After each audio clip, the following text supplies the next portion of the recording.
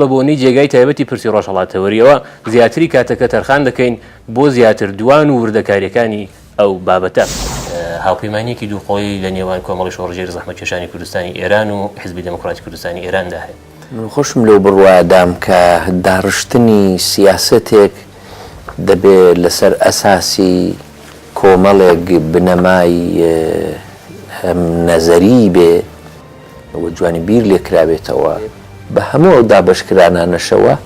قسەکەی منەوە بووجە کورد حیزبە کوردیەکان و ئێمە یەک لەوانە کوردمان بە یەک نەتەوە زانیوە تۆ بڕۆ سەنەدە زۆر کۆنەکانی کۆمەڵە ببینەوە هەموو هەڵسو و کەوتیشی لە هەمان کاتدا دەبێت لەگەڵ واقعیەتێکی دیکەش تەکمیل بکرێت تا بەڵام بە هەموو ئەوانەشەوە تایبەتمەندی خۆیانیان هەبووە. یەکگرتنەوەی ئەو چوار پارچەی کوردستان تەنها لە ڕێگای ڕێزگرتن لە پێناسەی هەرکام لەوانە، ڕێزگرتن لە مێژوویان، لە خەباتیان، لە فەرهەنگیان، لە سەروەریەکانیان، لە شەهیدەکانیان. پادشایە کەسێک هەستێ هەوڵی ئاواش دراوە هەموو کورد لە ژێر سەیتەرەی خۆیدا کۆکاتەوە.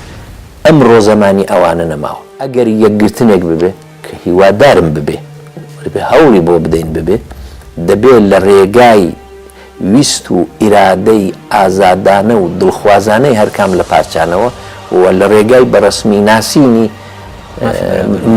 مافی بەرابەریان بێ. ڕۆژهەڵات محوەری یعنی نێڵین ئەوە بکەوێتە ژێر پێ. گوتاری ڕۆژهەڵاتەوەری ببێت و بێگومان و گوتارە دژی کۆماری ئیسلامیە و نوکی حملەکەی لە سەرەتادا ڕوو کۆماری ئیسلامی ئەمە تەناقوسێک نابێت، ینی نابێتە هاوکاتی دژایەتی بەرژەوەندی پارچەکانی دیکە. لە ڕاستیدا پێم وایە بەرژەوەندی پارچەکانی تر ئاوا دەپارێزێت. و 1970 و 1970 لە ئێران شۆڕش بووە. ئەمە گەورەترین پشتی جەبهە نەبووە بۆ خەبات لێر لە کوردستان بەی هەموو حیزبەکانەوە بە یەکیتیشەوە بەی پارتیشەوە. دەی دوات بۆ کوردستانی تورکیە وەختی خۆی کە حرەکەتێک حیزبێک بە ناوی ئاڵای ڕزگاری ئەو سەردەمە بوو ئێمە بە هەموو وجودمانەوە پشتیوانیمان کردووە. دوای ئاڵای ڕزگاری کە پێکاکا بە وجود هاتووە ڕەنگە زۆر کەس نەزانێ، بەڵام ئێمە زۆر کارمان بۆ پێکاکا جێبەجێ کردووە وەختی خۆ، بەڵام یارمەتی ئینسانی مرۆیمان بردووە بۆ قەندیلێم. سەردەمێک پارتی نێوانی لەگەڵ ئێران خۆشتر بوو، دوایە ئێستا یەکێتی نێوانی لەگەڵ ئێران خۆشترە، پارتی لەگەڵ تورکیە خۆشتر. پێکاکا بە ئاشکرا نێوانی لەگەڵ بەشار ئەسەد و پێش ئەوە لەگەڵ باوکی حافز ئەسەد بووە، ئێستاش لەگەڵ ئێران هەیەتی. چلۆنە بۆ ئەوان عیب نییە.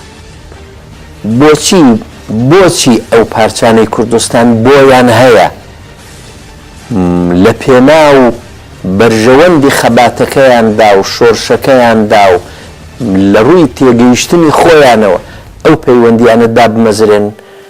چلۆنە کوردستانی ئێران ناتوانێت وا بکە؟ بە ڕسمی ناسینی ئەوەی کوردستانی ڕۆژهەڵاتیش بەرژەوەندی خۆی هەیە.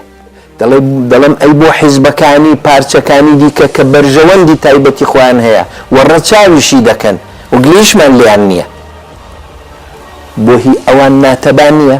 بۆ گەرگەیشتە نۆبەی ئێمە ناتەبا دەبێت؟ ڕاشکاوانە جواب بدەینەوە. ئێمە وەکو کوردی کوردستانی ڕۆژهەڵات بە هەمان ئەندازە بەرژەوەندمان هەیە کە ئەم هەرێمە هەیەتی. بۆیەشە من بە چاواشەکردنی استراتێژی کوردی ڕۆژهەڵاتی دەزانم ئەگەر دوژمنی ئێمە بە تورکیە یا بە عێراق یا بە هیچ جێیەکی دیکە معرفی بکەن، استراتێژی ئێمە نەڕووخاندنی عێراقە، نەڕووخاندنی تورکیەیە، نەی سووریە.